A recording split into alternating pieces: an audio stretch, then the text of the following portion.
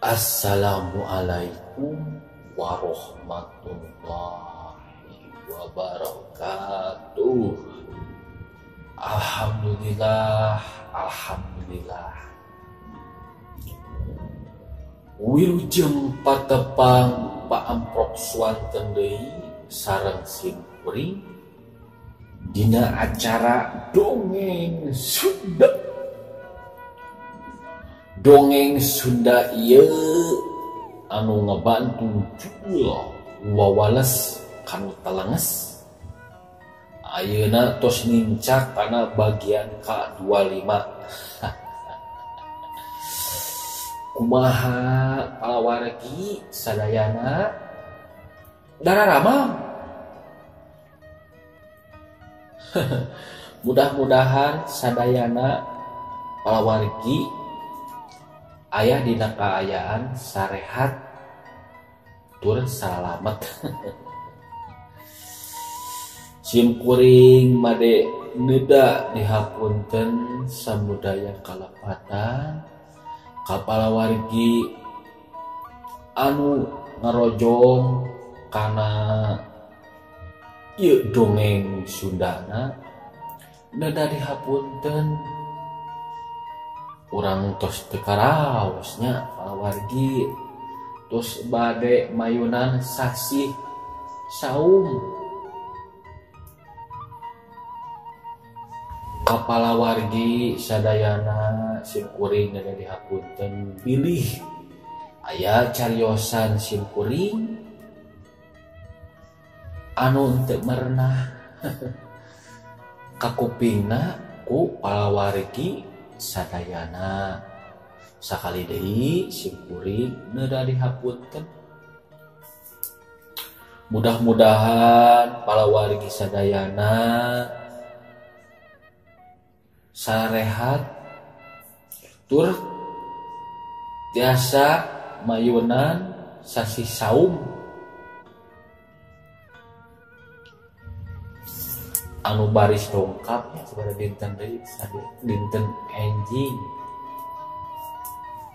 dinten enjing urang tos ngawitan saum. Mudah-mudahan sadayana dikiatkeun dina ngajalankeun kewajiban urang sadayana nyaeta puasa sabulan lamina. Mudah-mudahan urang lancar mayunanana sampai ka tamat lah maknanya. Mudah-mudahan amin. Supados teu nyangkolong kana waktos urang kawitan wae ieu dongeng anu kamari katunda. Sok orang kawitan wae nya. Kaparayun sadayana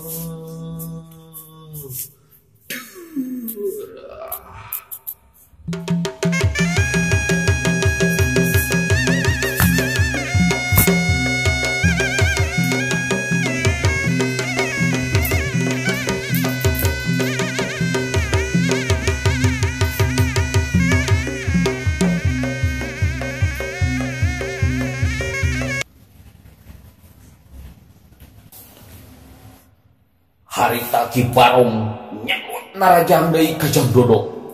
Rasa Indonesia budak ora. Ya.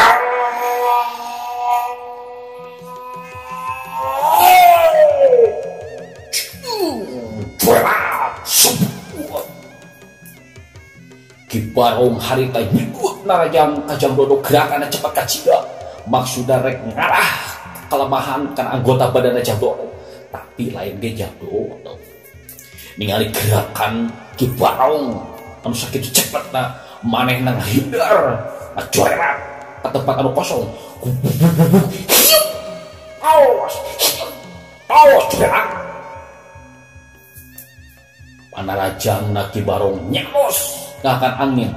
Tapi teu cukup sakitu wae Kibarong yuswa tepus ku panarajang susulan.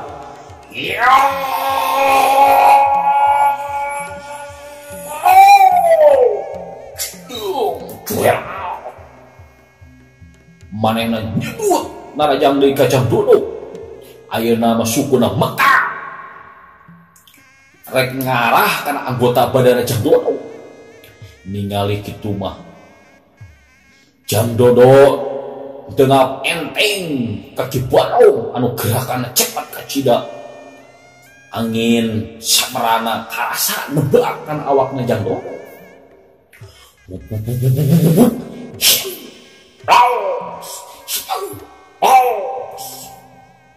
Panarajang Ki Barong nyus ngakan angin sabab siring Jang Dodo ngacoerat nggunakeun ilmu saeuti angin gerakanna cepat kacida. Ki Barong ningali panarajang manehna can aya nu geureuh kana sasaran manehna greuneng dina jero dadana. Anjir, ieu budak ilmu baha pangampang badana cepat kacida lebih cepat tibatan gerak panarajang aing. Saha nu jadi guna ya budak teh. Jadi penasaran ka aing oge. Ceuk Ki Barong greudeng di jero hatena. Ari Jang Dodo ningali Ki Barong ngahulang teh nyekekek seuri. Onaon? Aki. Ki Barong. Tarajang deh yo, yo, ke, tarajang deh, ni kau untuk ke, apa tarajang deh ke? Tenang, gana ini syahnya, kau belum tinggalkan kain cara kira, rasakan saya. Panarajang ayo sekali ini pasti bakal ayo. Ceuk Ki Barong bari takan-takan manehna rek narajang deui ka Jang Dodo sabab Jang Dodo beuki dieu teh beuki ngoak ka manehna siga ngahampas nganggap enteng. Ya sok ieu lah podo mah disanghareutan sok ieu lah hehe. Ceuk Jang Dodo semunu kalem manehna mah teu riuk-riuk. Sieun yang hareupan Ki Barong anu sakitu gangasna. Ki Barong saenggeus Jang Dodo ngomong kitu manehna teu loba carita deui. Terus manehna narajang ku panarajang anu leuwih cepat kacida. Rasakeun siayo. Ya.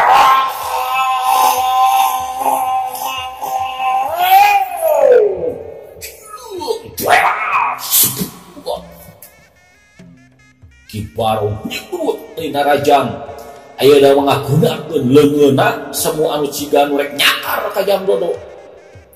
Tapi Jang Dodo ningali gerakanna Ki Barong anu ngabahayakeun. Ayeuna mah manehna teu nyingkahan panarajangna Ki Barong, tapi dibendung ku dua pasang leungeunna teu bisa dipondah deui. Dua sumber kekuatan bentrok diadu mata awor kadengena salap cigedugna eta tulang leungeun cigedug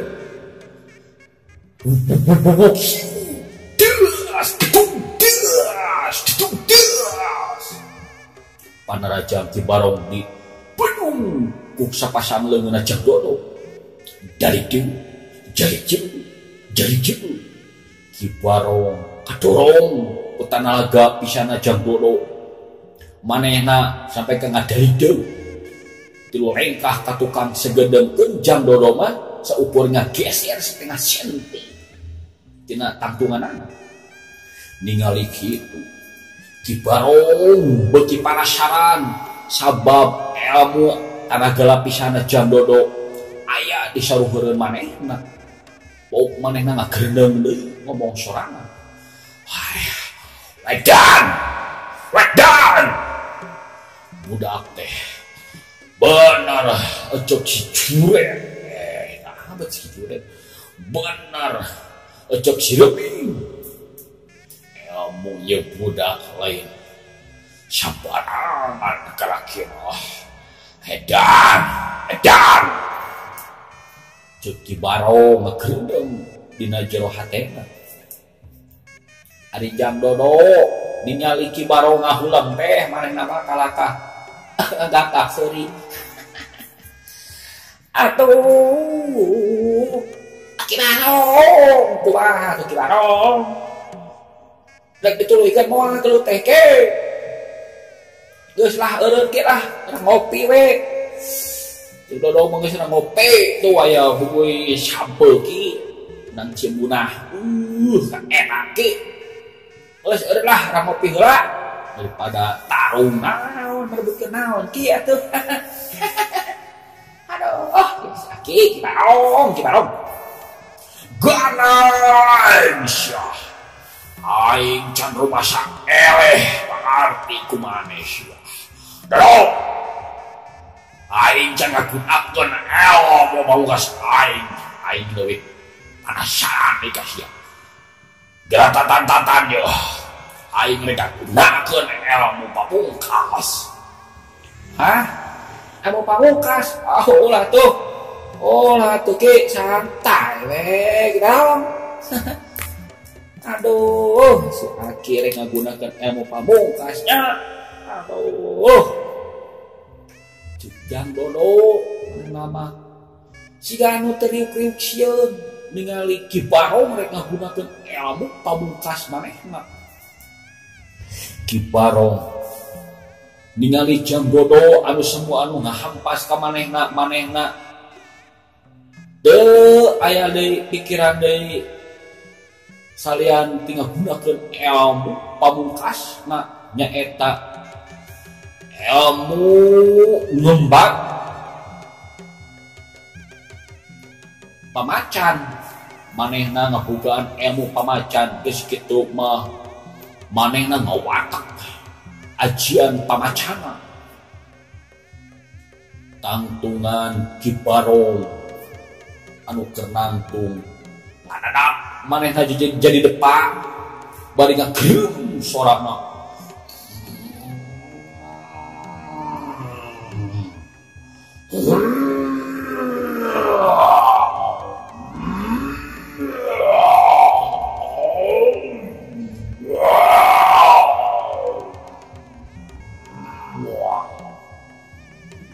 Ki Barong ngagunakeun ilmu pamacan bari depak kumaha we macan kumbang anu rek nakam mangsana. Kuku-kukuna Ki Barong bari jil bari kokoer kana anu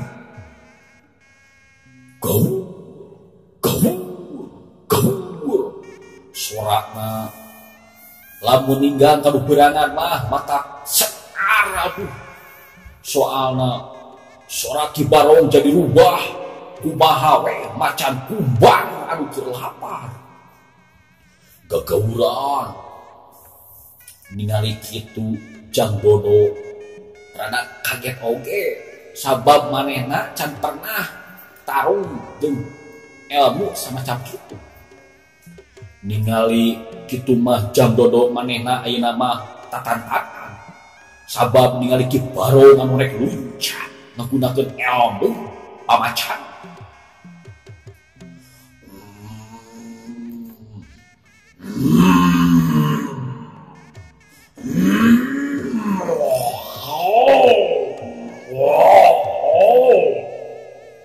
Ki Barong anu ngarubah sorana jadi siga sorak macan.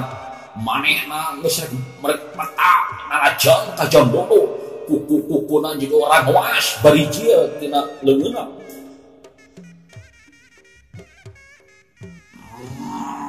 Wow.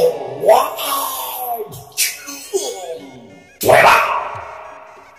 Cirim Ki Barong nalajang ka Jang Dodo. Maksudna rek nyakar kana badanna Jang Dodo. Ningali kitu Jang Dodo ngarajuk kaget. Manehna ngagentak ningkahan panarajangna Ki Barong anu leuwih cepat tibatan tadi.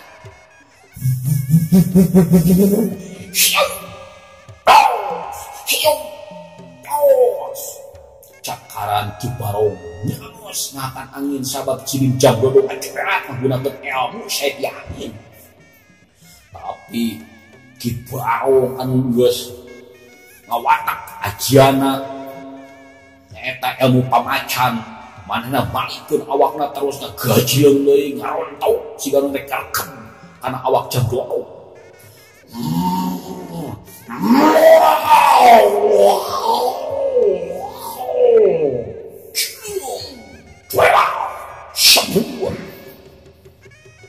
Ki Barong marayang deui ka Jamdodo. Panarajangna leuwih cepat tibatan tadi maksudna rek ngarkep kana awak Jamdodo. Ningali kitu mah Pak RT Kidarta jeung badegana katut deui Cimuna manehna gegebegan sabab ningali panarajan Ki Barong anu ngababi buta rek ngarah kana badan Jamdodo. Manehna sieun Jamdodo kasoran ku Ki Barong. Pok Kidarta ngomong ka Pak RT, aduh Jamdodo kumaha Pak RT nya, aduh hariwang abah mah hariwang Jamdodo kasoran, aduh mana teuing lamun Jamdodo eleh teh abah, aduh pasti wanita daya nya bah pasti bah lamun Jamdodo eleh mah urang bakal disiksa lalu akan bah cik meunang ke Jamdodo itu panarajangna Ki Barong ngagunakeun ilmu pamacanna meuni kangas kitu bah. Aduh Jamdo doakeun ku Oce Cimeunang do. Aduh, Oce tenggarapkeun Jamdodo eleh. Jamdo. Cek Cimeunang Pak RT kitu deui Kidarta. Manehna hariwangeun kana nasib Jamdodo. Ningali kitu mah si Rebing, si Uho, patut si Rohendi mana nih cing gereneng dina hatena. Edan oi, Ki Guru ayo ngagunakeun ilmu pamacan oi. Sabab eta cakaran Ki Guru teh lamun keunakeun awakna mah pasti teh sisi teh bakal ramsak. Pasti Rebing oi. Sabab ilmu pamacan teh can aya melekueur oi. Hebat atuh tidak. Ilmu pamacan kitu teh. Kitu cek rendengeuna si Uho jeung si Jura jeung si Rebing.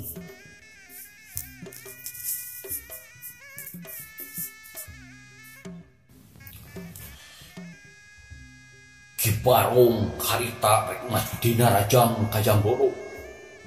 Manehna depa bari ngegereng gegauran. Mata muringkak bulu pono ngadengikeun.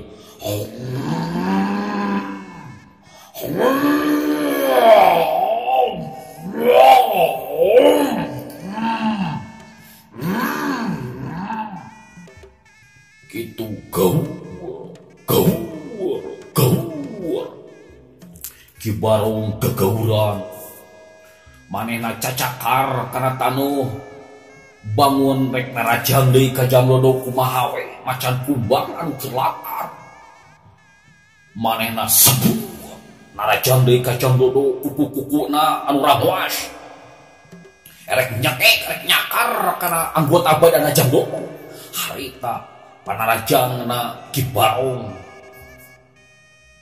anu ngablesat nebak kana awakna Jamdodo karasaeun ku Jamdodo. Manehna ngareuneukeun awakna ka handap.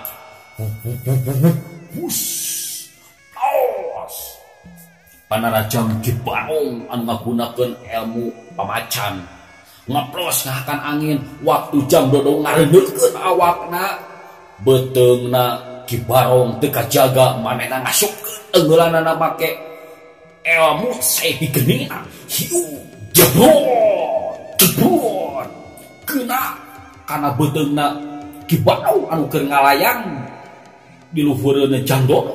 Tah teungeulan Jang Dodo anu ngagunakeun ilmu saepi geni teu karasaeun ku awakna Ki Barong anu ngagunakeun ilmu pamacan.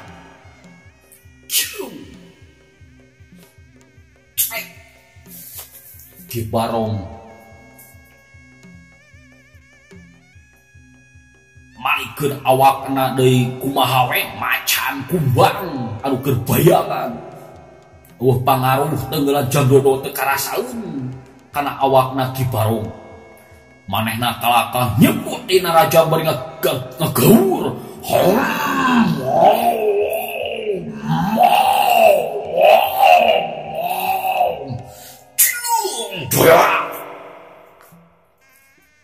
Ki Barong nyamut narajang deui ka Jang Dodo.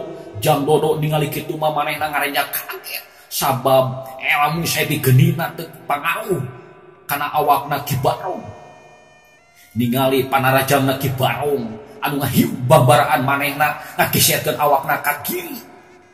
Tapi gerakanna Ki Barong ayeuna mah leuwih cepat tibatan gerakanna Jang Dodo anu teu bisa disingkahan deui ku Jang Dodo. Leungeunna cakaran Ki Barong keuna kana tak-tak belah katuhuna Jang Dodo.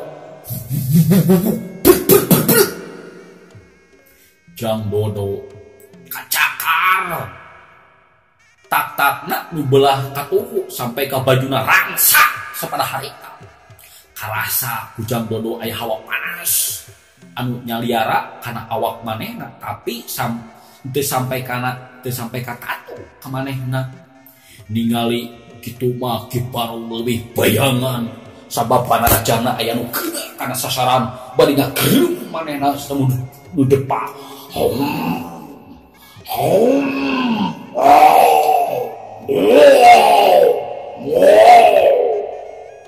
Gaul. Ki Barong terus dagauran kumaha we macan kumbang. Manehna cuela narajang deui ka Jang Dodo. Cuela sebruk.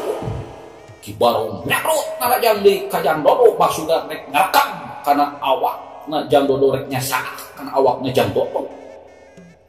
Jang Dodo ningali kitu mah manehna kudu tatang-tatang kudu hati-hati sabab panarajangna Ki Barong teu bisa dianggap enteng, ngabahayakeun lamun sampai ka keuna eta cakaran kana awak manehna dipastikeun awak manehna bakal katu. Sabab cakaranna Ki Barong teh ngandung kekuatan hawa panas.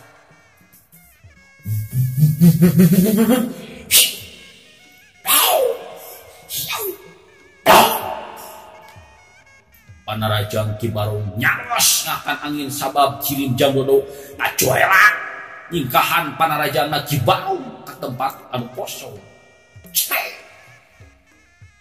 Jang Dodo maju nantung di tempat anu rada angang di Ki Barong anu keur gagauran. Terus Ki Barong balikeun awakna bari ngagaur ngagerem.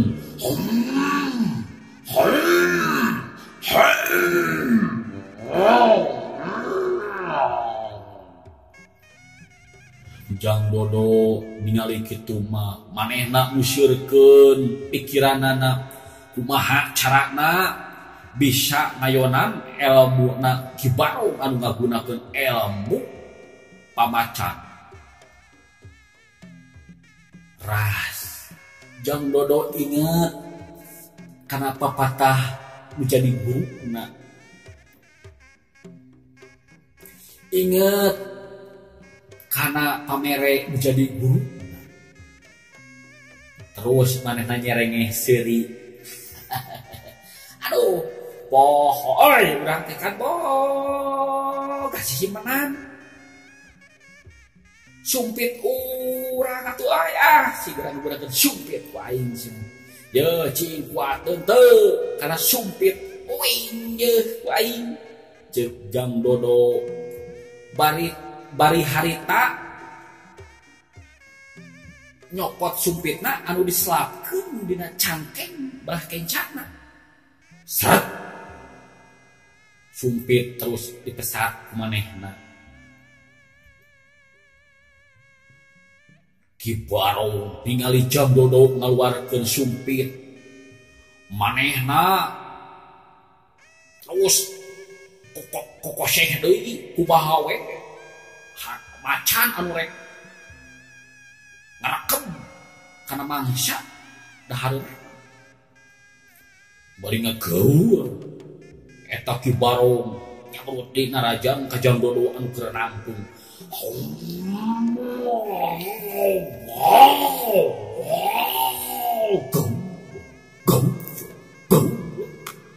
Ki Barong gegauran terus manehna nyabrut di narajang ka Jamdodo. Panarajangna cepat kacida maksudna erek ngarekem di awak Jamdodo. Tapi Jamdodo rikat manehna ngageserkeun awakna ka belah katuhu.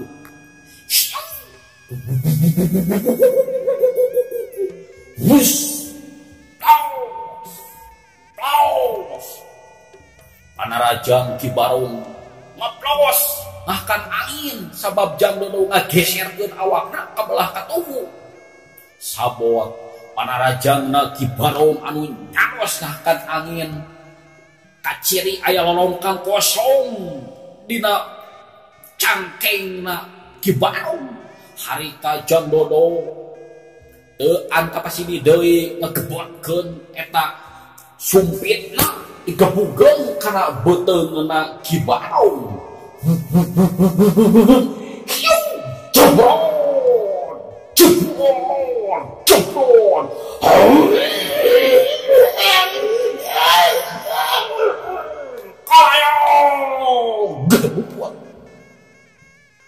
eta jirimna Ki Barong ngedebut kana lemah gegerungan manehna siga anu ngarandapan tatu nu kacida parana sabab digebung ku sumpitna Jamdodo.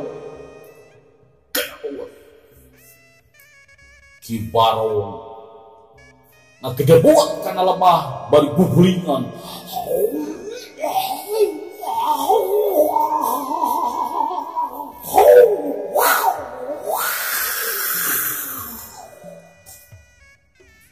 Ki Barong awakna gugulingan siga anu ngaranapan kanyari nu kacida nyarina. Ari Jamdodo bari nantu mancu manehna terus ngasupkeun deui sumpitna diselapkeun kana cangkengna deui bari nempokeun Ki Barong anu keur gugulingan. Ningali kitu mah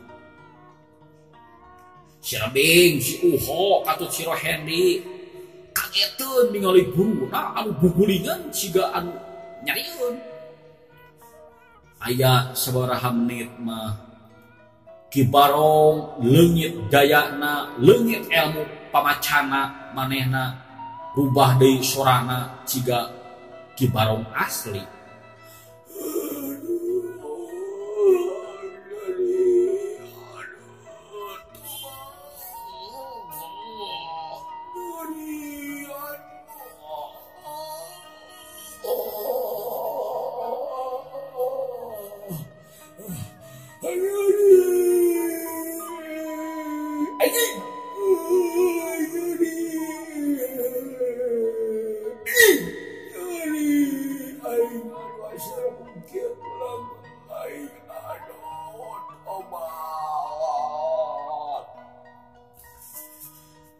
Ki Barong bari haharkungan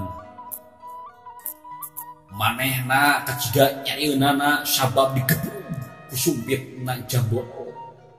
Keuna pisan kana beuteungna karasana ku Ki Barong mah tulang-tulang awakna asa remuk sapada harita manehna ragrag ku Jamdodo.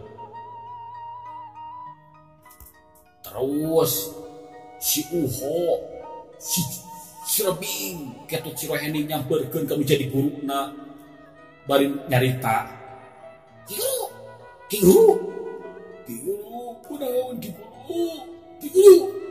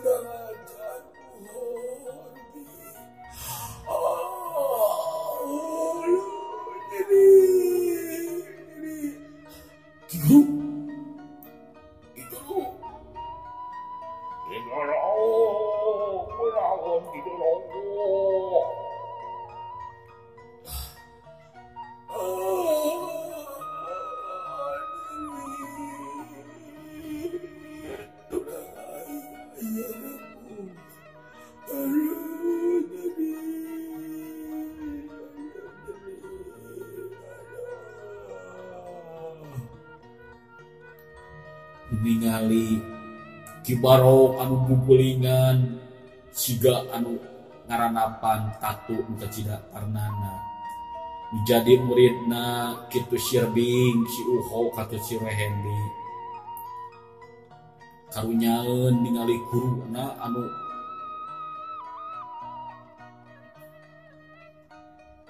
Tatu sabab kebenangan kusumpitna Jamdodo. Pop manehna nyarita kumaha atuh ayeuna Ki Guru bawa balik ai kuntong butiluan istri gua gajang bawa balik ti dia istri gua mangga Ki Guru mangga gajang ai istri gua aduh nyeri menang di badan. Ki Guru mah atuh Ki Guru abangna Tatu kakak kitu bae waktuna kaburu beak sate Uho.